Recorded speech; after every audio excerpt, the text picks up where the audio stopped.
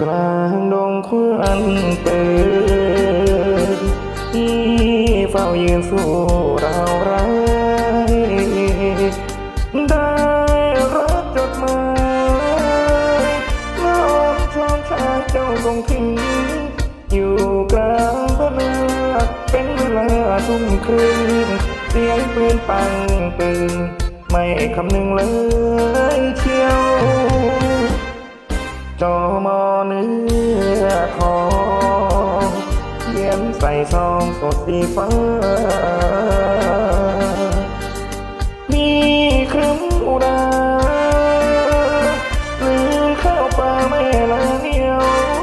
หายเหนื่อยหายเพลียอ่านเสีย10 กว่าเที่ยวนั่งยิ้มคนเดียวใจเลี้ยวถึงชอบกรุงเสียงปืนลั่นปังเตือนผวังครำหัวอกคว้าM16หลบเข้ารอบเตรียมต่อสู้จำหลวงพ่อองค์น้อยคลั่งใส่สร้อยใจชื่นชู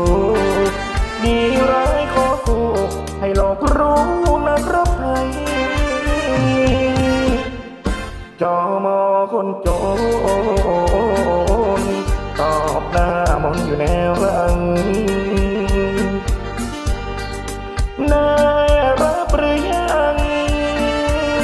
ก็รอยช่างจำได้ไหมนั่งตอบจอมอเพลอก็ไม่ได้อู้ตาไม่ไหวหยุดหายใจทันที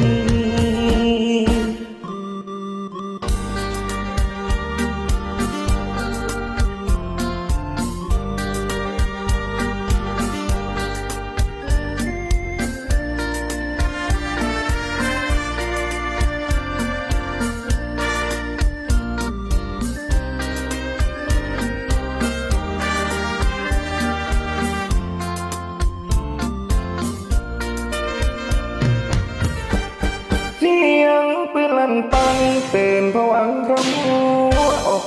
ว่าM16หลบเข้ารอบเตรียมต่อสู้คำทรงพ่อน้อยกลางใส่สร้อยใจชื่นชูมีร้ายขอสู้ให้โลกรู้นักรบไทยจอมอคนโจรตอบหน้ามนอยู่แนวหลังน่ารับหรือยังจะรอยช่างจำได้ไหมนั่งตอบจอมอเธอก็ไม่ได้หูตาไม่ไหวหยุดหายใจทันที